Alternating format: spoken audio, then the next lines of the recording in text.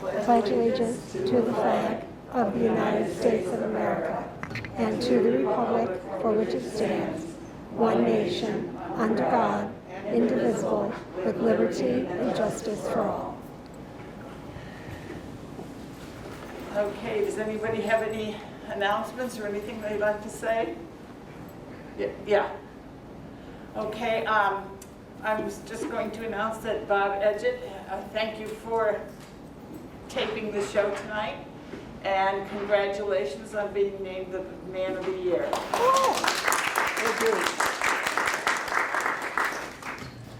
Okay, and now I'd like to introduce Martha Rickey, who has been giving talks at Mccary Town, right? I've gone to Mccarry Town, Mccarry Point. I've spoken at the Rotary once. Okay. So. Yeah, she's spoken here once before. I see she has a little handout. brochure, and Mary back there has some of the programs if you'd like to pick one up if you didn't get. Whoa. Oh, that was nice. Mary has some different programs if you didn't get one. And there was something else I was going to say. Oh yeah, make sure that you've checked in with Mary, whether you're a guest or a member, so that we can keep accurate count of how many people have been attending our meetings. Okay, Martha, would you like to come up and start your talk? Sure. Thank you so much, Barb. Thank you. Thank you, everyone. Can everyone hear? I'm not a loud talker to begin with, and with the mask, it's even worse. Can everyone hear okay? I'll just move this over a little more. How's that? Good? Yeah. We're good? Okay. If you can't hear, just give me a sign, and I'll try to speak a little bit louder. Okay. A little back history on me before we begin. I was actually born in Syracuse, and in the early 1950s, probably 1954-ish, my parents and my grandparents moved, and we bought the Plainville store. So I spent from early childhood till I was maybe a junior in high school living in Plainville. So I am very familiar with the surroundings out there, with Bob Bitts and the turkey farm. I knew them all well. We socialized at the Plainville Christian Church, even though we belonged to St. Mary's. When I was in high school, then we moved here to the village, to Willow Bend Drive on the other side of the hill, going out 370. I attended St. Mary's for 8 years. I think when I went to kindergarten, I think I was in the second class that went to the Presbyterian Center for kindergarten back in the old days when it was still brand new. I graduated from Baker in 1979 and went to college in Vermont. And then I spent 42 years living in New York City and just returned not quite 3 years ago. So I'm so happy. I have a little house on Artillery Lane. I am so happy to be back here in the village. So happy to be back home again. We're glad you're here. Oh, thank you, Bonnie. I'll pay you later. I'll give you the check later. I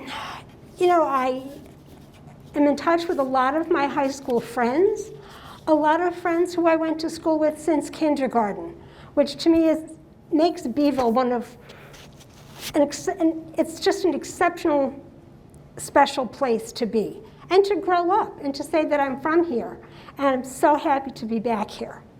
So tonight, I'm going to talk a little bit about Beeville history. This is probably already stuff that you've heard before a million times, but it'll be my take on it today. I am not high tech as other presenters are. I'm very low tech, as you can see from the chart tablet. I'm a retired first grade teacher, as you could tell from the printing on the chart tablet. So yes, this will be a very low tech get together tonight. And I made a little brochure that I'll give everybody at the end.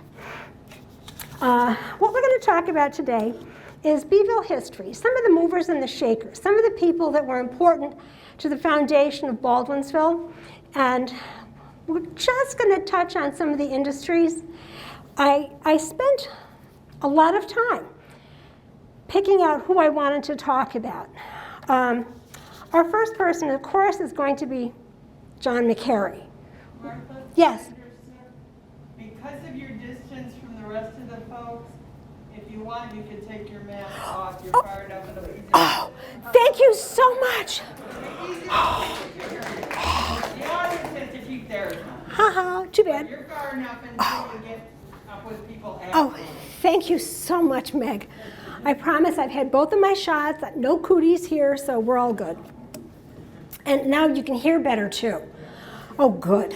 So the first person we're going to talk about is John Mccary. Now, Reverend Dr. William Beauchamp wrote a lot of history about the village. And, we will be referring to things that he talked about and wrote about also. And, but our first person that we're going to touch on tonight is John Mccary, one of my absolute favorites. He was the first white settler within the confines of Baldwinsville proper. He was a Revolutionary War veteran of Scottish-Irish descent, and he emigrated here from Maryland. He first stopped in the Seneca country, further west, and then he came down the river to the present site of Baldwinsville, sometime around 1792, 1793, 94, somewhere in there. He built a small cabin along the Riffs lot in the town of Van Buren, near the present-day east line, this end, of Riverview Cemetery. He moved his family in. He had a wife and children, and he lived there until he died in 1807. He was buried in a lot that's just west from his cabin, and his grave actually formed the nucleus of Riverview Cemetery. Now, the Seneca River, known in those days as the Cayuga River, formed a link between the settlements in the east and the western frontier. Now, the Riffs, we all know what Riffs are, don't we? They're rapids. They're rapids. The Riffs are the rapids. And they greatly hindered navigation at this point. It was very, very hard to get through them or past them. So John Mccary didn't see the Riffs as a hindrance to commerce. He saw this as a business opportunity. He was a very smart man. So his business was to assist loaded boats over the Riffs on their way upriver. They were referred to as Mccary's Riffs, which was the English name given to this little settlement. And it replaced the Indian name Stihaha, which means stones in the water. Very appropriate name. I love that. I love that. And I think you can also see that on the mural on the side of the bakery at the Four Corners. I think it's listed up there. All right, this little tidbit about the Riffs is a good segue to our next important person. No history lecture would be complete without mention of Dr. Jonas Baldwin and his wife, Betsy. Now, in 1797, Dr. Jonas Baldwin and his family moved from Little Falls, which is northeast of Herkimer, to Ovid, which is south of Waterloo, between the Seneca and the Cayuga Lakes. The route they traveled took them up the Mohawk River and the Wood Creek, across Oneida Lake, down the Oneida River to the Seneca, and up the Seneca River. That is some boat ride. That is some boat ride. I've gone from Fulton on a pontoon boat to Baldwinsville, and there were times when I was getting ready to get out and walk. That is some long ride. So imagine coming from Little Falls in a boat, how long this must have taken. To me, it's very, very hard to imagine.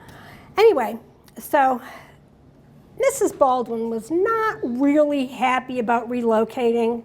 This was not her idea of a fun trip. This was not anything that she wanted to do. She was very happy where they were. So to make things a little more pleasant on the trip, Dr. Baldwin says to her, "You know what, Betsy?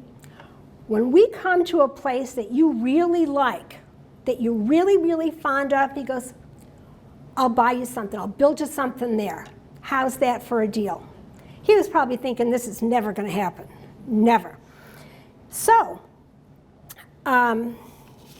he promised her that she would have land that was hers.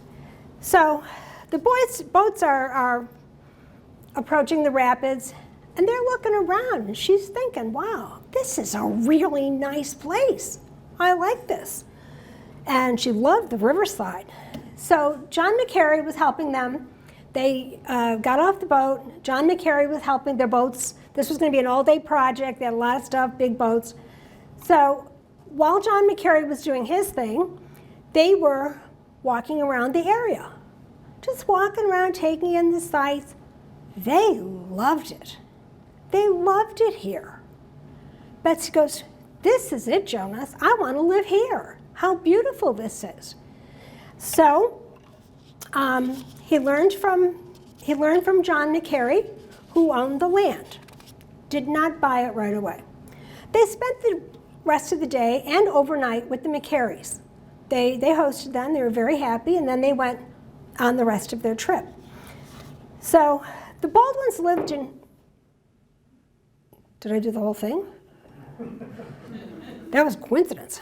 The Baldwins lived in Ovid for quite a while, for quite some time. And in 1798, Dr. Baldwin had gone to Philadelphia for a convention or conference or something, and he found out before he went who owned the land and that he wanted to purchase, and he purchased it while he was there. A surprise for Betsy. And it's on the north bank of the river along the Riffs. So that would be along River Street. When the family left Ovid, they moved to East Onondaga Hill, way off that way, and never developed the land here. How sad is that? I know, this is much nicer than East Onondaga Hill. And at the same time, the cabins were springing up all over the south side of the river. And they were forming a little hamlet started to form. There were so many little cabins, and they called it Macville. And it was called Macville for many years. So I don't want to spend my whole hour talking about Jonas Baldwin and his accomplishments, but he was a visionary. This man was, I have to say, in retrospect, this man was a true gift to our little village, because he was so creative and was just so on top of things. So here's a list of some of his accomplishments. He developed a state road from the courthouse in Onondaga Hill to the mouth of Ox Creek, which is up here up Route 48, and then on into Oswego. I would say probably Route 48 was Jonas Baldwin's. The building, he built a mill on Tannery Creek. We know where that is, just down here. He opened a dry goods store that he operated until 1814. He constructed a dam completely across the river, construction of the canal and locks along the north side of the river, more mills. He built a lot of mills for a total number of 6 mills under one roof, established a toll bridge. That's the only negative to anything he's done. A toll bridge, really, Jonas? Oh, come on. Across the river at approximately the site of the present-day bridge, which is bridge number 5, the big one. And he built the first flouring mill. So he did a lot, and he did a lot of good. He was a visionary, and he could see that this was a good location, and there was a lot going on here. So many cabins sprang up around the Baldwin Mills and store, and the little hamlet of Columbia was born. Now this lasted until 1817, when the first post office was established. The two little hamlets of Macville and Columbia merged and became Baldwin's Bridge. Well, I'll tell you, the residents found this name distasteful, probably because of the toll. I know that would do it for me. And the name was changed to, we know what, Baldwinsville. Yes, how great is that? So he really did a lot of good. He did a lot of really good things. Now, a story about Baldwinsville history would not be complete without mention of Dr. William Beauchamp. I'm sorry, Reverend Dr. William Beauchamp. And for those of you who are new to the group or new to Baldwinsville, it looks like Beauchamp, like the French version, but it's actually pronounced Beauchamp. So let me digress for a moment and tell you a little bit about the Grace Episcopal Church before the arrival of Reverend Beauchamp. The Grace Episcopal Church, church history relates that the first services were held in 1833. There was an itinerant preacher who came to the Union Church on the third Sunday of every month. The church was then located on the corner of Oswego and Oneida. The actual parish was formed in 1835. Check out the blue and yellow historical site marker when you get a chance on the southbound side of Elizabeth Street as you're traveling east about halfway down the block. The framework was raised and was blown down the same year. Bad luck there. And against all odds, the church was finally completed and was consecrated in 1860. The first full-time rector was appointed in 1865, and that was none other than Reverend Dr. William Beauchamp. He was the pastor for 35 years. I know, isn't that awesome? See, people don't want to leave Baldwinsville. Yeah. So, now we're going to talk about William Morris. We're not done with Reverend Beauchamp in the church, but we're going to put William Morris in here now. Now, William Morris of the Morris Machine Works was an active member of the Grace Episcopal Church for his entire adult life. Morris Machine Works abutted the church's southern boundary. So if you're not familiar, Morris Machine Works was on that block. Okay? And here too, yes. Here too, thank you. And it was huge. It was huge. And because Mr. Morris was a member of the church and really liked Dr. Beauchamp, he installed an electric generating plant in his factory, and he ran an electrical line to the church so that the Grace Episcopal Church in 1886 was the first church in the entire United States to be lit by electricity. Is that cool or what? You know, we've got a lot of firsts here.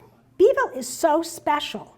And just as a little aside, Bonnie, you are in charge of the history section here in the library. Speak with Bonnie, because we've got a gazillion books about Beeville history. And, you know, if you're new here or if you just haven't ever delved into the history of Baldwinsville and all the exciting stuff that's gone on here before, by all means, come take out some books and familiarize yourself with what went on here before we got here. It is just awesome, absolutely awesome. So, because this was all kind of new, the church had a backup plan. For several years, Warden Isaac Baldwin stood at Reverend Beauchamp's side during the services just in case the electricity failed. He was holding an oil lamp, and this way the service would be able to continue without interruption. And he did this for many years, until they decided, you know what, I think this electric thing is okay. You know, we can do this. So he got to sit down then. The church later bought the property to the east of the church to use as the parish house. Oh, yes. All right, the land and the home on it were originally owned by John Humphrey and was one of the stops on the Underground Railroad. The Underground Railroad was big here, and they used to bring people at night in a wagon covered with hay or straw to the back of John's house. He would take the person in the back door upstairs. There was a small room up there. That's where they stayed until the next morning, and then they would continue their trip north to either Oswego or Canada. I just think it's so interesting. In November of 1960, which I know I remember, the Grace Episcopal Church became the victim of a terrible, terrible fire, which led to the demolition of the entire structure. And remember that. Within 2 years, the new church, located on Oswego Road, midway between Oneida Street and Smoky Hollow Road, on the way to Stewart's, was dedicated. So, since I've mentioned William Morris already, we're going to continue talking about him and his contribution to the growth and history of Baldwinsville. Now, I realize Mr. Morris is not an actual historical figure here in Baldwinsville like Jonas Baldwin or like John Mccary or John Tappan or any of the other, early settlers. But Mr. Morris made huge contributions. This was, he was very, very important in Beeville history. And so was his business. L.D. Cisco and G.W. Heald are credited with the invention of the centrifugal pump. In 1870, they had, buildings on the south side of the river. Huge fire destroyed 13 buildings, burned all their stuff, their patterns, their machines, everything, their stock. And so the following spring, they purchased the Fink property, which was located on the corner of East Genesee and Virginia. Oh wait, that's right out here. They utilized the buildings that were already there, and they erected a foundry and some other structures. Now, Heald and Cisco Company was the forerunner to what later became as Morris Machine Works.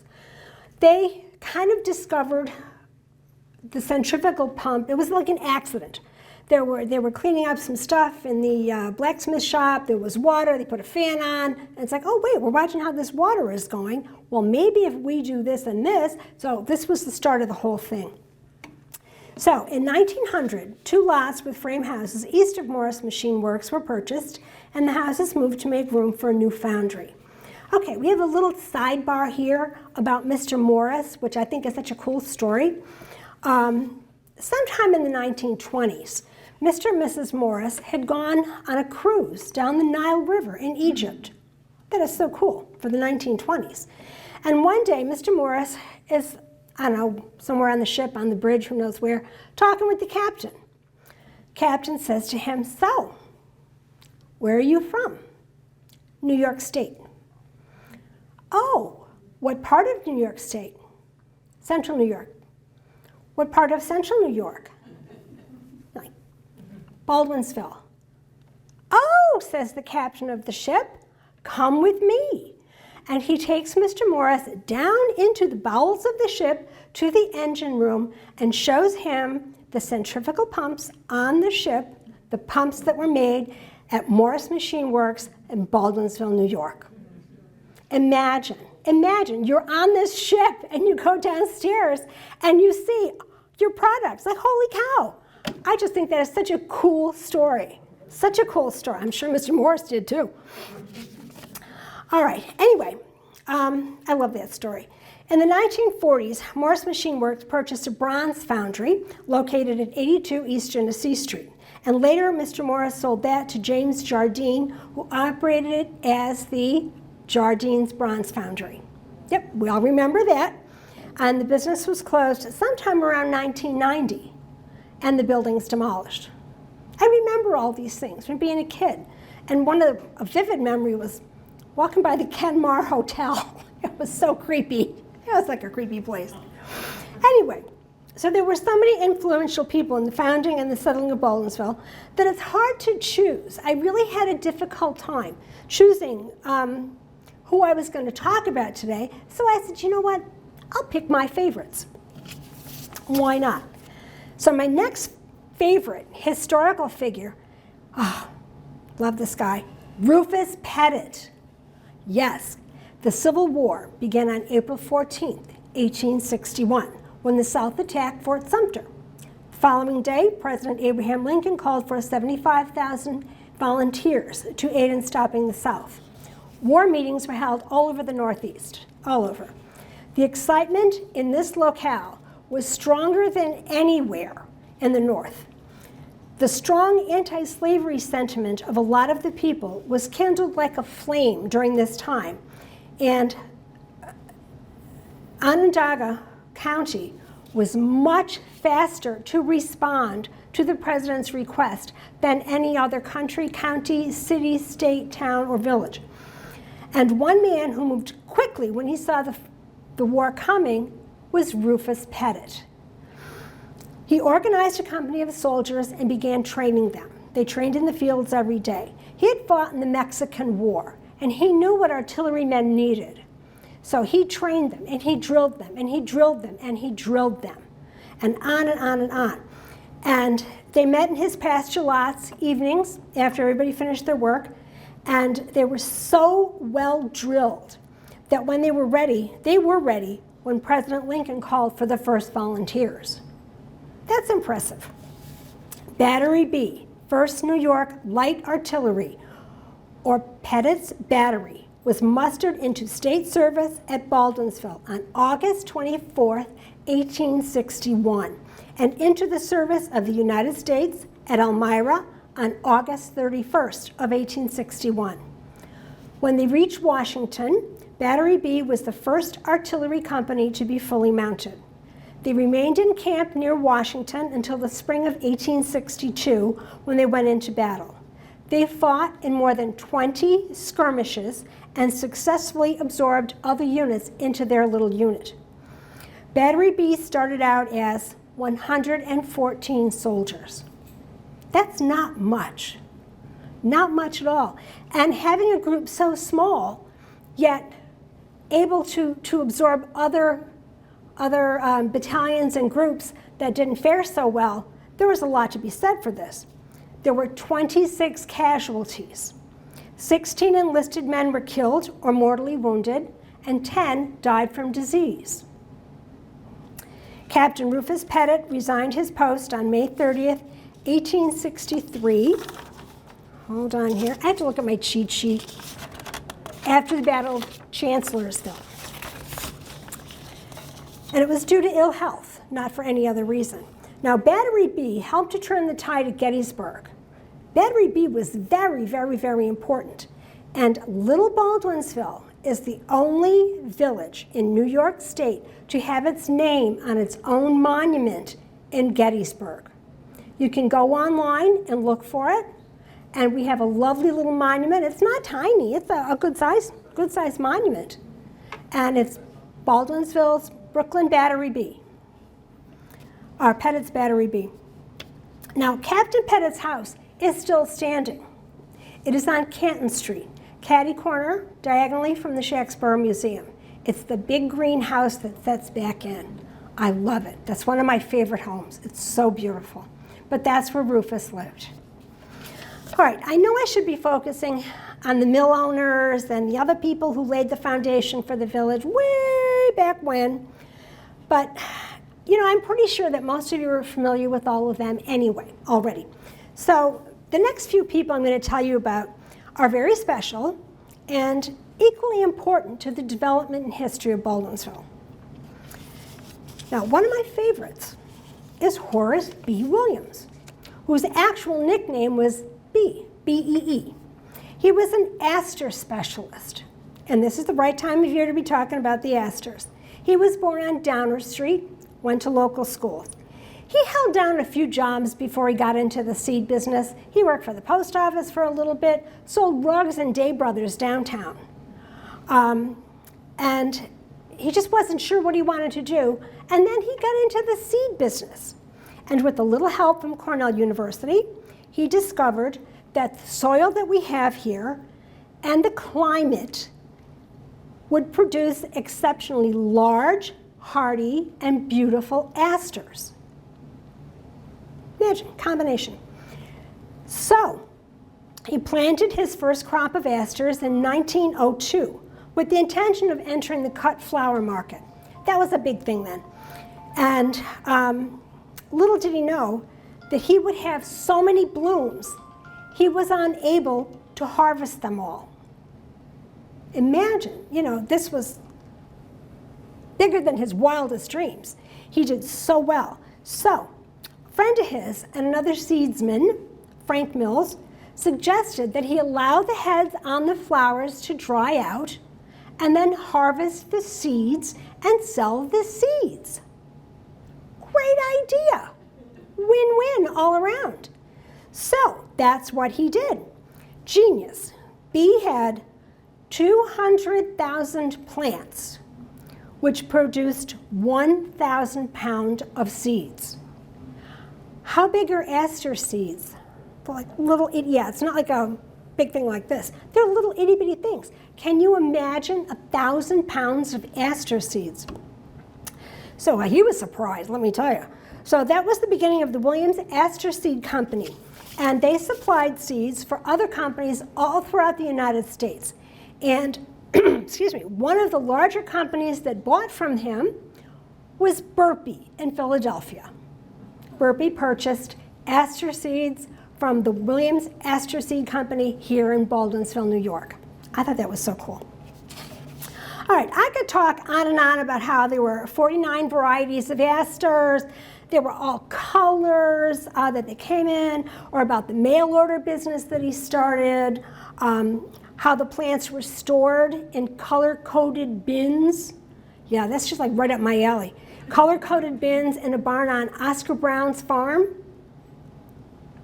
I live on Oscar Brown's farm, further down. Yep, that's why I think this is all so cool. But I won't, because I've got a really neat segue into the next person. All right, in 1915, Williams partnered with local leaders to establish Aster Day on September 11th. Okay, now listen carefully to what I'm going to say next. Invitations were sent out, and people came from all over the country and all over the world. There were people who came here from Argentina and Brazil. Imagine you're in Brazil or Argentina. Where are you going? Well, I'm going to Baldwinsville. Really? Where's that? Yeah. How long did it take them to get here? But this was a huge thing. And this is one of the reasons why I chose him, because this is so important to the area and to the neighborhood. Anyway, the highlight of the day was a huge American flag made out of red, white, and bluish asters. I just find I get goosebumps because the coincidence, between 9/11 and 2009/11 and 1915 is just, gives me goosebumps. Anyway, so here's a segue. One of the visitors to Aster Day was none other than Frederick A. Goodrich, the very, very, very, very successful iron and steel dealer from the Midwest. While he was here, he took a lot of notes and was so interested in the potential for successful farming here. Not long after the tour, he returned here with a plan. He was another person with a plan. Other than Jonas Baldwin, we've got quite a few guys with plans. In 1915, Frederick purchased the Greek Revival home known as the Maston Farm, which overlooked the Seneca River.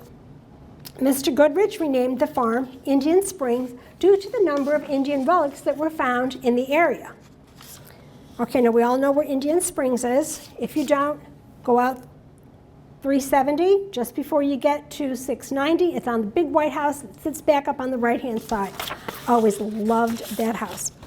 Anyway, so Mr. Goodrich comes with the intention of growing flowers. General agriculture was started on the farm in 1918 with a mere 12 peony plants in the mix. He had other plants, but he only had 12 peonies. When Frederick left home for World War I, the farm was thriving. It was doing so well. Flowers all looked good. There were people to take care of everything. It was wonderful. When he returned from the war, he saw an entirely different landscape. The house was in shambles.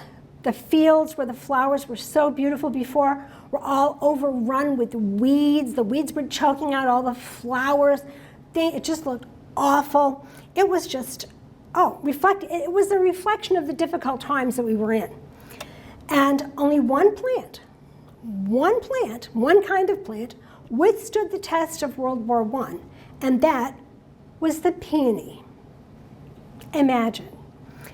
And old plantings of peonies were growing quite vigorously, despite all the weeds and everything that was trying to choke them out and that had choked out the other plants. The peonies were thriving. So, being an ardent flower lover and successful businessman, Fred then decided to make the best of a bad situation. And it was at that moment that he decided to plant only peonies at Indian Springs. Peony culture became the focus of the farm in 1921, beginning with 100 varieties. Now, with ample financial means to satisfy his floral desires, the cultivation of peonies went from being a hobby to being his life's passion. He just loved these plants. And the planting of a few hundred plants of the best standard varieties of peonies was increased to thousands. So he started with a few hundred, now he's upped it. This was all peony farms. the peonies thrived. He was also able to obtain some expensive novelties, rare peonies, all different kinds. Frederick had another aha moment and came up with a vision for the building of a great flower business. He had carefully studied plans for systematic and balanced planting of all the really, really good peonies. So at its peak in the mid-20s, Indian Springs Farm produced 100,000 peonies of 200 varieties. I'll let that sink in for a second. That is a lot of flowers. That is a lot of peonies. These flowers were then sold to peony lovers all over the world. Goodrich even started his own peony day, and he charged 10 cents per bloom. Now, just as a little aside here, we had a peony sale at Shacksboro Museum a couple of weeks ago. We're now up to $1 a bloom, $1 a stem. Not bad, though. Not bad. You know, it hasn't increased a lot. So hundreds and hundreds of cars lined the road, 370, and carrying thousands of people from all over. And one of those people was Harry Little. He's from Indiana, not Baldwinsville, which is, it's still okay. He was an extremely talented and dedicated hybridizer and commercial flower grower. And Goodrich and Little joined forces here in Beeville on the peony farm in 1926 to create the largest peony farm in the United States. Isn't that cool? I love it. Goodrich supplied the capital and the plans, and Little supplied the outstanding horticultural expertise and his enormous inventory of high-caliber exotic stock. They were definitely a floral force to be reckoned with. So on that note, I hope you can hear me. Okay, we have a few fun facts about peonies. We're just going to stop for 1 minute. Did you know peonies come in every color except blue? Peony plants can live to be 100 years old and still produce flowers. Bonnie, how old would you say our oldest plant at the museum is? But they're really, really old, the heritage peonies that we have at Shacksboro. The pink peony flower is more fragrant than the maroon flower. Peonies are known as northern flowers because they like the winter temperatures. The peony is the state flower of Indiana. Who is from there? Yes, we know. And there are roughly 25 to 40 species of peony. Ants help peonies bloom. I never liked peonies because of the ants. You know, as a kid, it's like, oh, yuck. And now as an adult, I see their value, how important they are.